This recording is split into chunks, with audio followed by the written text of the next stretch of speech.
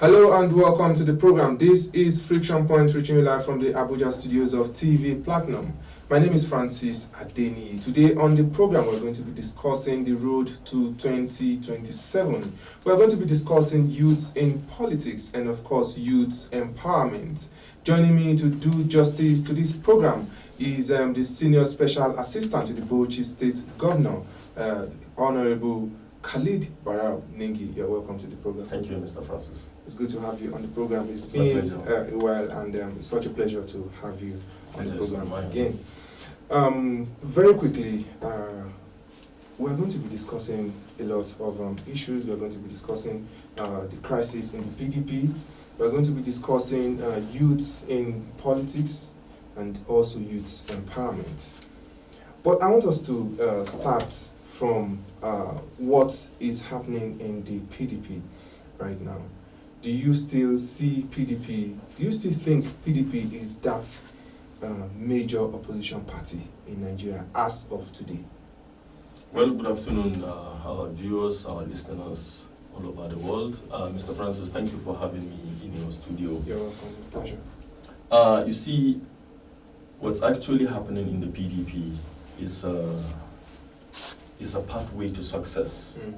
Because it is even better for you to realize that you have problems, you have crises before election, so that you have, a means or a way to bring a lasting solution to such a crisis. So this crisis that is happening, it's normal in politics, and I don't feel it's going to be a hindrance for PDP to overcome such a crisis.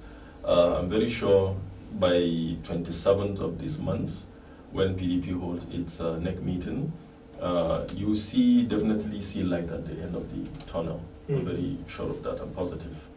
Okay, just because, of course, we're going to talk about the forthcoming NEC meeting here on May 27th, but because you brought it up, I just want to read an excerpt from what the PDP chieftain and the elder statesman, Chief Bode George, said. He said by May 27th, the PDP will flush out people who are not willing to, abide by the rules of the party.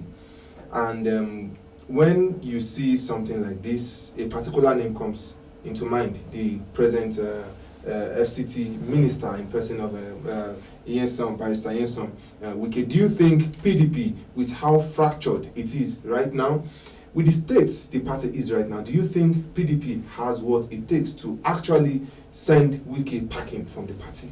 Well, I don't want to divulge more in the Wike issue of the PDP. Both Wike and Chief Bode George are respected elder statesmen of this country. And I have so much respect for all of them. And Bode George, as a former deputy national chairman from the southern part of this country, as a former military, as a former military man, and also as a former politician. Okay, not a former, as a politician of his stature. Bode George knows definitely that there is this conundrums in PDP that needs to be flushed out. But when you brought the issue of is Wike part of those people that needs to be flushed out? Well, I am just a carrying card member of the party. I'm not a member of NEC. I'm not a member of the NWC. No, I'm not of course, you are not just a card carrying member of the People's Democratic Party. You are a senior special assistant to a state governor, a notable state like Bauchi State. Yes. And as such, you cannot be an ordinary member of the PDP. So there's so much. As a senior special assistant to a governor, there's so much that you would know, more than what the people at the grassroots will know. So, by virtue of your office, that is the reason why I'm asking you, can the PDP actually expel Wike from the party? That is not my own responsibility to say. It's the responsibility of the NWC and the NEC. Okay, do you think the NWC and the NEC, from your own perspective, do you think they have the wherewithal to treat Wike? From my own perspective, not even Wike, anybody that have issues with the PDP, I'm very sure NWC will have to call that person and sit down with him and see a possible way of moving forward. Okay. As a party, as an opposition party, we're looking for ways to see that we reduce the crisis that is happening in the party, not to escalate. We want to de-escalate the crisis. So as a party now, Wike as a former governor, two-term governor, as a former minister, all under PDP, he is a stakeholder, he is somebody that needs to be part of this party. So if it is my own responsibility now to say, okay, what will you do with Wike? For me, as a person, as an individual, not as a spokesperson of the PDP, but as an individual, as Khalid, I would rather say that I will sit down with Wike and see a way forward. Because PDP, like I have been saying, is an ideology. PDP is a vision. It's a party that comes into existence since 1998. Until date, PDP has never go into alliance or has never go into political merger with any political party in Nigeria. So it is something that is, visionary and philosophical for people in this country to understand that PDP is the most reliable political party in Nigeria. Because for a party to survive more than 18 years of existence, I think is something that should not be swept under the carpet. So for me, all these crises that you're seeing, I'm telling you, when we reach the bridge, we'll cross the Rubicon. I'm very sure of that. So all these crises will soon become a history in PDP, and it will become a history in Nigeria. Just look at the scenario of 2014 to 2015, when 5 PDP governors left the party. Until date, PDP is still existing. But since that 2014, the PDP has been on a downward spiral till this very moment. Yes, that is when you go to your elastic minute, you start diminishing down, but you will again rise up again. What are the pointers to the fact that PDP will rise again at this point? Because PDP is still controlling over 10 governors in this country. Because PDP has members of the National Assembly. Because PDP has members of the State Houses of Assembly. Because PDP has elected chairmen and councillors nationwide. So I am seeing this not just as a point, but as a lifeline for PDP to survive beyond 2027. That is my hope. Okay, if you talk about you talked about the fact that PDP still have 10 governors, have a lot of more than 10 governors, yes. Have senators, National Assembly members, and the likes. But we want to look at the wave of defections recently. Recently, we've seen states that are traditionally, that have been, traditionally PDP states. Ordinarily, in a state like Delta State, one would think that even if the Delta State chooses to remain in the opposition, they can still retain, the PDP can still retain Delta State without defecting to the all-ruling ruling All Progressives Congress. But then we saw the sitting governor, we saw his predecessor. As it is right now, PDP is in the opposition in Delta State, a state that used to be a traditional PDP state. What are your thoughts? What are your thoughts on this? What are your thoughts on this? Never been because in Delta State we saw a man who ran as the vice presidential candidate in the 2023 elections. We saw him openly come out to say he regretted his actions, running as a vice presidential candidate to Waziri Atiku Abubakar. What are your thoughts on this? Well, you see, it has never been a surprise to me because you are a journalist and I'm sure you must be an investigative journalist. Okay. You knew sometimes back like 4 or 5 months ago, there was a report from the Economic and Financial Crimes Commission that the former Delta State Governor, Chief Dr. Ifeanyi Okowa, has been accused of mismanaging over 1.7 trillion naira. So if today Okowa and his incumbent governor defect to APC, is not a surprise to me. So are you saying that something must have been waved in the eyes of the former governor Ifeanyi Okowa, probably the EFCC case, or are we? Is it that the defection goes further to justify what former Edo State Governor said some years ago, that when you join the APC, your sins will be forgiven. But then you want to look at it, a state like Akwa Ibom, that has a governor, Umo Eno, who has publicly declared support for the APC, for the Tinubu-led administration ahead of the 2027 election. Is it that the EFCC have something against the governor? Also, we also want to look at other states like Anambra State, which is an APGA state. Well, let me say something here. You quoted former Edo State Governor.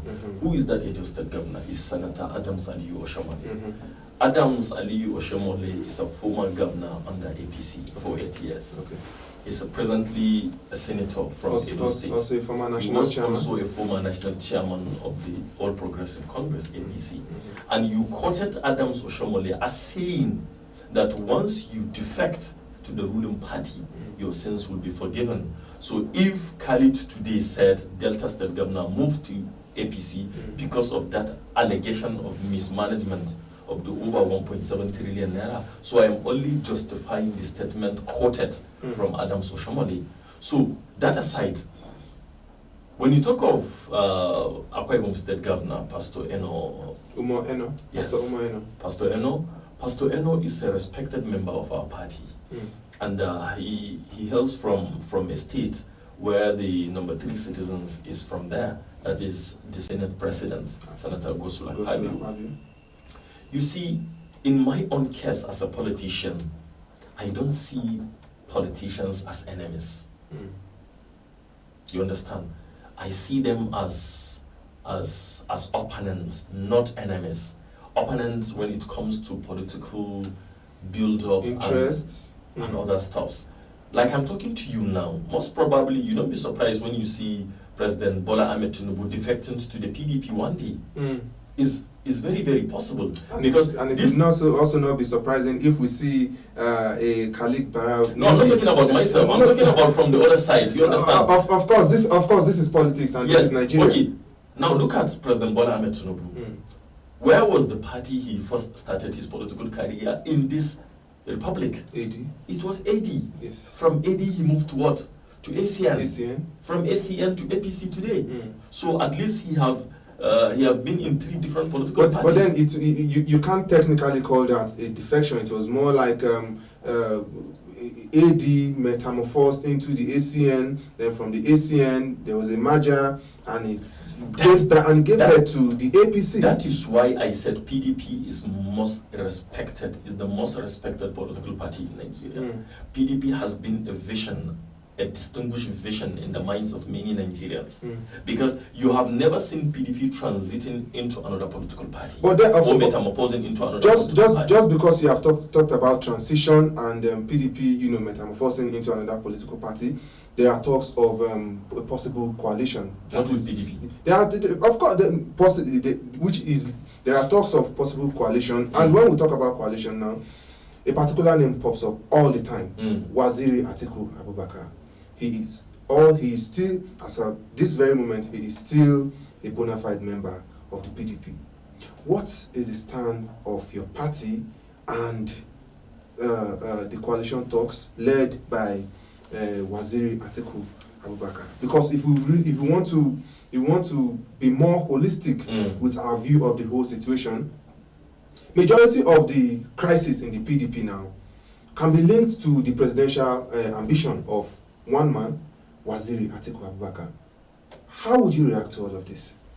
Atiku has left PDP how many times? As a journalist, how many times did Atiku left PDP and returned to PDP? So it's not a surprise if Atiku left PDP again. But what I am telling you is that PDP is bigger than an individual. No individual in this country that would claim bigger ship of PDP than himself. So if Atiku is willing to leave PDP, that is his own constitutional right. You cannot stop him from doing that. But as far as I'm concerned, I know that many respected Nigerians align with PDP more than with APC or the coalition. Now, let me give you a scenario. It was towards the build of 2014 that people keep saying the problem of Nigeria was PDP. Okay, there was Boko Haram escalation. Maiduguri, Northeast become a militarized zone in this country because of the crisis of the Boko Haram. Then, after President Buhari came into power, of course, there was a de-escalation of that crisis in the Northeast. But for you to travel from Abuja to Kaduna, when you are traveling tomorrow, then today you will write your will. Because you know so much for sure that it is, the probability is 50-50 for you to survive. Sometimes even higher. Yes. So you de-escalated the Boko Haram crisis, and kidnapping, banditry, and so on and so forth escalated to a level of more than 98% of insecurity situation in the entire north central and the northwestern part of this country. Okay, from there, look at the economic tantrum of this country then. Look at how inflation was growing day by day, day by day, day by day. Look at how things are moving upward without any sign of feelings for the common man. So now, if you keep saying PDP was the problem of this country, then when Buhari served for 8 years, how can you justify the administration of President Muhammadu Buhari and that of the PDP of the 16 years that PDP served in this country? When people can have food in their tables during PDP, when people can take their children to school, the money was so meager, the money was so small for you to pay registration and so on and so forth. When the dollar was in fact, when PDP was in power, if you were given dollar, you just know that this is a foreign currency, or it doesn't change anything. But what about today? Today, dollar is exchanged at about 1,600 naira. But PDP left power when dollar was not up to 400 naira. But then one would say that why the dollar was that way during when PDP was there were a lot of defending of the dollar, and look at the fuel subsidy at the time. Nigeria, according to experts, Nigeria was eating with both hands, eating the future, which has come back to bite back on our economic fortunes. Quite a number of issues that we still need to talk about, but then we will do that after this very, very short break. When we return, we are going to be talking about the committee led by Bukola Saraki. We're going to talk about youth empowerment and participation in politics. All of this we'll be talking about when we return. Viewers, don't go anywhere. The show will be right back. Are you ready for new television experience? Introducing the station with fresh and exciting lineup of stories that is sure to keep you informed. TV Platinum, a Pan-African media outlet that unites the experiences of Africa and Africans from various walks of life. Get ready for news like never before.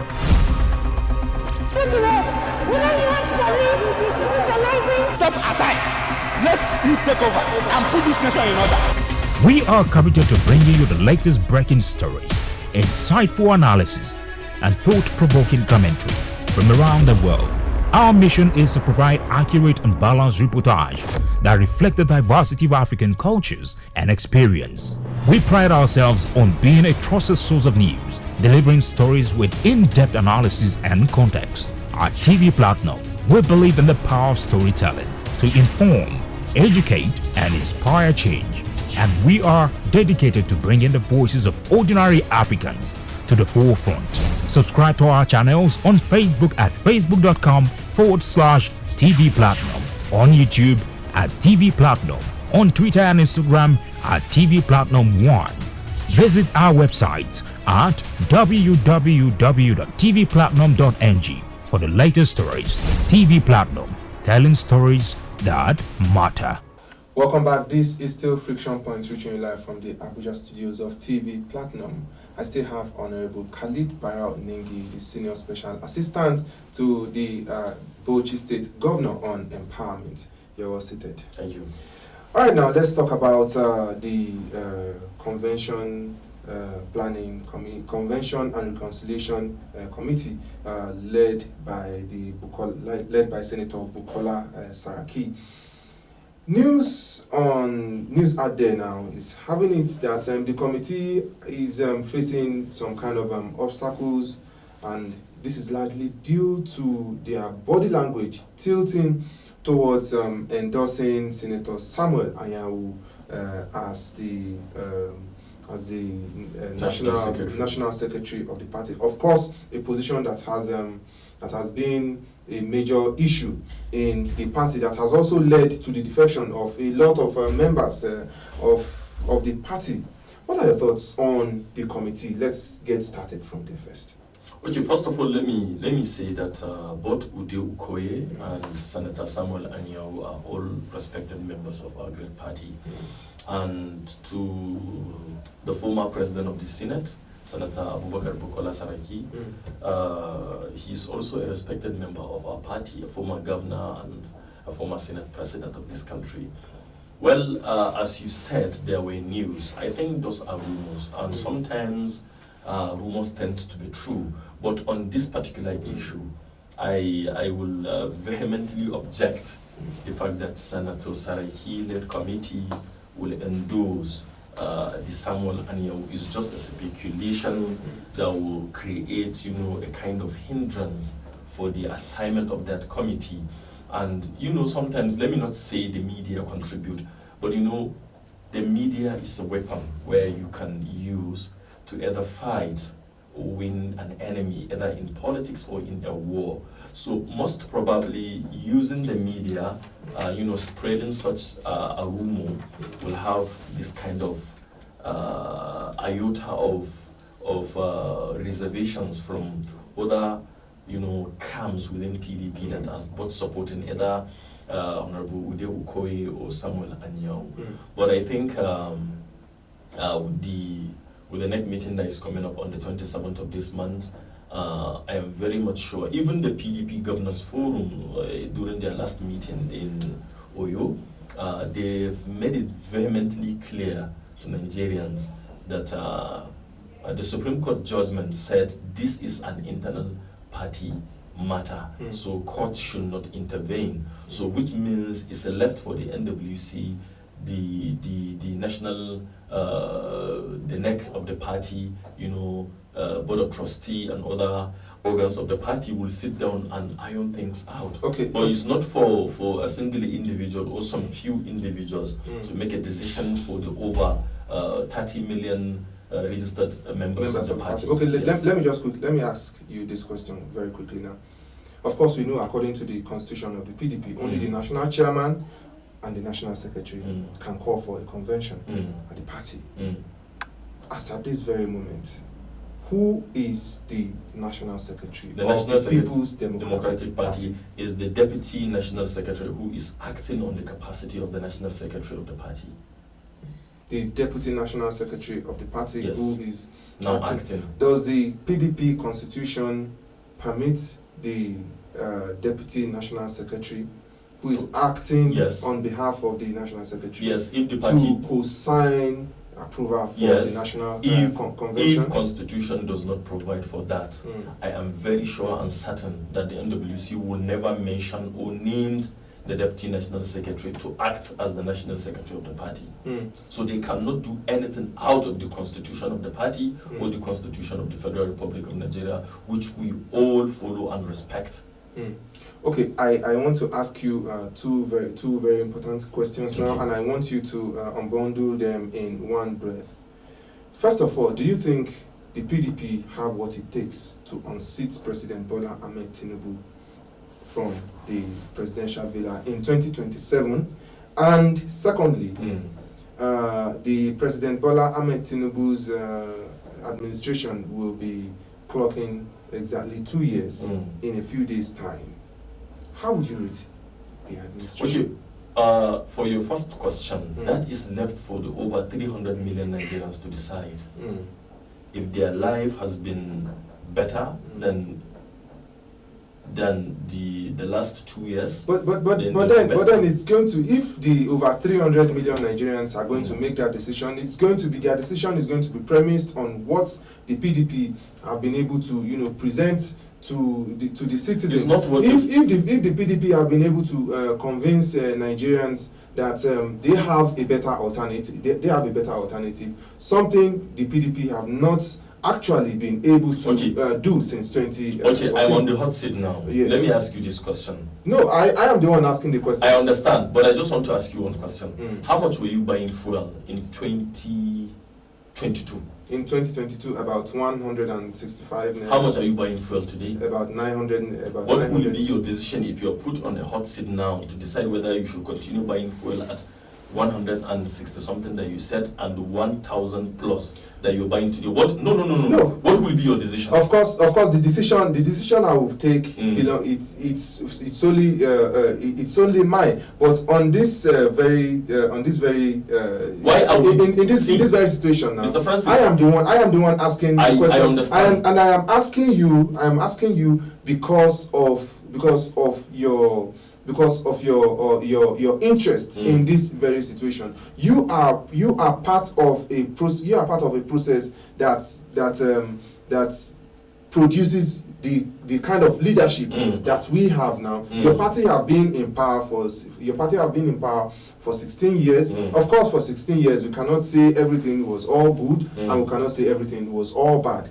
My question now is, do you think by 2027 the PDP will be able to provide another alternative that will convince Nigerians? Okay. Now, or probably the PDP come open to Nigerians that, okay, we are sorry, we mismanaged the country for 16 years and we promise to do better next time. Okay. Why do we vote for leaders? We vote for leaders because they will find a solution to our own problems. Okay.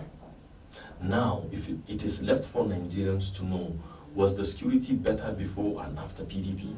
Was the economy better before and after PDP? Was the infrastructure in this country better before and after PDP? You understand? All this, was the civil service reform and other facet of our own economy better before and after PDP? So it is left for Nigerians to know and ascertain between the 16 years of the PDP and the 10 years of the APC, because Buhari served for 8 years and President Bola Ahmed Tinubu is now serving for 2 years. So which makes it 10 years. That's a difference of about 6 years between PDP and APC. So it's left for Nigerians to know all these cardinal points of assertion, whether PDP has been good for Nigerians or bad for Nigerians. That is that. And on the case of President Bola Ahmed Tinubu serving his 2 years in office, what would I say? Well, I can say yes. There are some areas where I can commend the president. And there are some areas where I can say the president needs to do better. Or if he does not do that, most probably we'll send him packing by 2027. Because now, if you look at the area of oil and gas reform, the new GMD of NNPC, Bashir Ojulari, was quoted in BBC Hausa. I heard him and I saw the video, was saying that the president has given a marching order for them to renew license for the exploration of oil and gas in the Northeast Zone, and most particularly in the Kolmani River, which is between Bauchi and Gombe State, and that is my own state. I can say without any iota of doubt that if such a kind of initiative would be unbundled for Nigerians, then we can say yes, the president has done well in that particular area. Just about 2 or 3 days ago, was it on Saturday? Yes, the Minister of Petroleum State Oil, that is Senator Henekel Bobiri, was in Bauchi with my governor on the invitation of my governor, the People's Governor of Bauchi State, Senator Bala Mohammed, to come and lay down a groundbreaking ceremony for the construction of a befitting and world-class Bauchi Oil and Gas Academy, an academy that will provide the necessary skills and technical know-how on the oil and gas sector, so that Bauchi State citizens and the entire northeastern Nigeria will come and benefit from that. Because all the institutions that we have oil producing, oil training institute that we have are owned by the federal government. And this Bauchi Oil and Gas Academy is going to be the first state-owned institution that will train young minds into the knowledge of oil and gas and so on and so forth. So it's a credit that goes to my governor, the chairman of the PDP Governors Forum, and there was no politics that was attached to that project. Okay. It was based on the objective of a servant leader that he does to his people as the governor of the state. The interest of yes. people. So in that case, even the minister himself made it publicly clear that the president has directed for the continuation of the oil exploration in the Kolmani River. Just you. Thanks to Mr. President for that. Okay. Thanks to Mr. President, the senior special assistant to the Bauchi State Governor on Empowerment, Honorable Khalid Baraningi, is saying thanks to President Bola Ahmed Tinubu. And just because you made mention of empowerment, I also want to ask you two very important questions. One is an issue that doesn't seem to be dying down ever since it surfaced in the news, talking about the spat between the son of the Bauchi State Governor, talking about Shamsuddin Bala Mohammed, where he accused the son of the president, Sheyi Tinubu, of distributing startup kits in states in the south and coming to the north and distributing rice to northerners. What are your thoughts on this? Because that very issue led to Sheyi Tinubu shelving his plans of visiting Bauchi. What are your thoughts on this? Could there be any form of political undertone to this? Because there are words on the street have it that there are calls for Shamsuddin Bala Mohammed to pick up the senatorial form for his senatorial district. That is a part of the question. Then secondly, I want us to delve into your office as the senior special advisor to the governor on empowerment.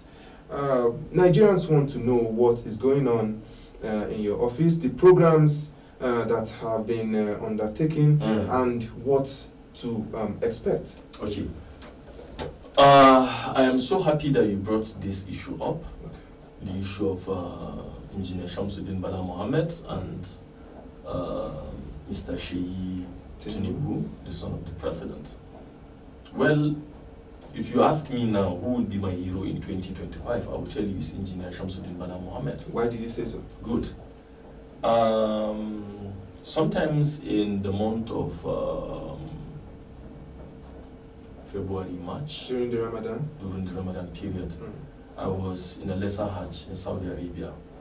One fateful morning like this, I woke up and saw the media was packed with a lot of story, and particularly the story of Shamsuddin Bala Mohammed calling on the president's son to shelve his visit to Bauchi if he is not going to support the youth of the state with startup kits to be self-reliant. Because as he said then, that you cannot go and support the youth in the south with startup kits and a very reasonable capital to set up a business and come to the north and share a packet of rice, Well, I was so happy when I saw that, because I now realize that now Shamsuddin has come of age to inherit his father as a politician, as a pragmatic leader, as somebody who sees the problems of his people at heart and who sees the problem of his people first before any other interest. Shamsuddin Bala Mohammed has been very, very proactive in supporting the youth of the state, ranging from giving them startup kits of either in cash or in kind. Yes, to be self-reliant. A lot of empowerment has been done through Shamsuddin Bala Mohammed. Okay. Shamsuddin Bala Mohammed is not holding a political office. He is just the son of the governor. Likewise, Sheyi Tinubu is not also holding a political office. Okay. How about if I see what Shamsuddin Bala Mohammed has been doing in Bauchi, Sheyi Tinubu will come to Bauchi and do it. I will also go there. I will appreciate him. But why will you go and support the youth in the south with startup kits and come to the north and give us rice? Was it actually verified that it was rice that was You are a about journalist. to be? No, You are a journalist. I'm asking. I have watched very closely the activities of Mr. Sheyi Tinubu in all northern state that he has so far visited. And upon going there, you will see him himself distributing packet of rice to people. Like I told you, I don't see my opponent as enemies. I see them as colleagues. I see them as political contenders. I will appreciate Sheyi Tinubu when Sheyi Tinubu support the young people who start up kids doing business. You understand? Than giving them rice.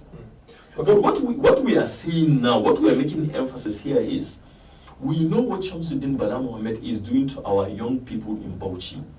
So we are not saying Sheyi don't come to Bauchi. No, we want Sheyi to come to Bauchi. We want him the to same come. energy he puts in the south. We want him to come with a different philosophy. A philosophy that he used in Lagos, a philosophy that he used in other southern states. Okay. By supporting the young people with either startup kits, with cash to start up a business. Okay. But we don't want to see Sheyi Tinubu coming to Bauchi and be distributing rice. We want Sheyi Tinubu to ask Shamsuddin Bala Mohammed, why is it that people are so vehemently calling on you to go to Senate? Why is it that people are saying, if you did not answer our clarion call, we will sue you in a court? Why? That is what we want Sheyi Tinubu to do, not to come and distribute rice for us. We don't see Sheyi Tinubu as an enemy. We don't see him as a devil. No, we see him as a fellow young Nigerian that the responsibility of this country in the next 1 or 2 decades will be on our own shoulders. Hopefully, most probably, by the next 1 or 2 decades, Sheyi Tinubu will start looking for political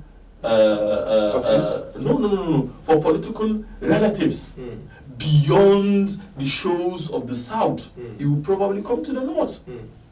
You understand? So if Sheyi Tinubu would have supported our young people in the north, then when Sheyi Tinubu comes to the north, he will come to Bauchi and start knocking. And he knows that he has friends there. Okay, but we don't that's it. But I want to quickly touch on the empowerment programs going on in your office and what to expect, because we are running far behind behind time right now. Like you earlier said, on the 29th day of May 2019, when my governor, the people's governor, took out of office, Senator Bala Mohammed, as the 6th democratically elected governor of the state, during his speech at the Sabo Katafa Balewa Stadium in Bauchi, he mentioned that youth will be in the forefront of his administration. And since then, how far has he fulfilled that? I'm telling you, it's beyond his promise. Because Governor Bala Mohammed has done something miraculously that no sitting governor in Bauchi has ever done. Appointment of youth in the cabinet, appointment of youth in other political offices, heads of boards and parastatals in Bauchi, advisors, senior special assistants, just like me. In a case of somebody like me, we are more than 30 senior special assistants. And just recently, the former elected executive chairmen and caretaker chairmen were also appointed as senior special assistant on community relation political at their respective local governments. So you can see how the government is so open, is so embracing the young people, young minds who have fresh idea, who have fresh knowledge, who have this kind of zeal and energy to move the state forward. So the governor has been given the youth an opportunity to grow, an opportunity to serve, because there is no any greater service than the service of serving your people. So when you are called to serve, it's a great honor for you. Right. So on the aspect of empowerment, during our first time in office, we've empowered more than 150,000 young men and women with startup kits. Either if you're a mechanic, we'll give you mechanical tools. Okay. If you're a carpenter, we'll give you carpentry tools. Okay. If you sell food or any foodstuffs or whatever you do, we'll give you startup kits. If you need money, we'll give you money. If you want to rear animal husbandry, we'll give you animals. Whatever you want to do, Governor Bala Mohammed has directed my office, you understand, and a very small team of visionary people from Bauchi who are tested and were trusted with such kind of responsibility, and we carried out such an assignment to its logical conclusion. Okay. And to your greater surprise, we have supported over 150,000 young men and women, and today more than 50% of that people are successful in business. That's quite impressive. I'm telling you. That's quite impressive. Then apart from that, there was also, an arrangement between the Bauchi State Government and the Dangote Foundation, where about 1,000 women from across the 20 local government of the state, each 1,000 women are selected. They were given a cash grant to go and start up a business at home. That's domestic business. A business that has to do with either provision or foodstuffs or whatever. You'll be given a grant. It's not a loan, it's a grant. You just go, use the money, build up your business, support your family, and become self-reliant. So there are a lot of empowerment activities that are ongoing in Bauchi that has happened, and they are still happening. Now, in the area of empowerment, there was this particular section of young people who are into GSM repair, maintenance, sales and maintenance. They were provided with a befitting land. Government built up shops for them. We called the place Kaura GSM Village in Bauchi. More than 10,000 young people are there doing their business, and that is the courtesy of Governor Bala Mohammed. Coming to National Union of Road Transport Workers, there was also an arrangement between the state government and the NURTW, where buses were procured. More than 200 buses were procured and distributed on a single-digit interest rate to people, yes, so that they will go and use the cars to be self-reliant and return some amount of money, so that the money will be used to procure more vehicles and be distributed. And also the Association of Keke Napep Riders, that is Tricycle, about 2,000 or 3,000 Keke Napeps were procured and distributed also to young people in Bauchi. Even females, there are some women that I know that they got that Keke Napep. And as at then, Keke Napep was procured around 1 million plus. And today, how much are you buying Keke Napep? Over 3 million. Yes. So you can see how the governor is diversifying our own economy, how the governor is making the state to be proactive when it comes to job creation and employment opportunities. It is not the responsibility of government to give you jobs. But the government is still doing it. But it is the responsibility of the government to create an enabling environment for people to have jobs. Okay. So that is what Governor Bala Mohammed is doing. Okay then. Let me tell you one thing about Governor Bala Mohammed that people don't know. Okay. That is why I see him 60 seconds. I see him as somebody who is going to take on the shoes of the founding fathers of this country, because he believe in the sense that you should teach somebody how to catch fish.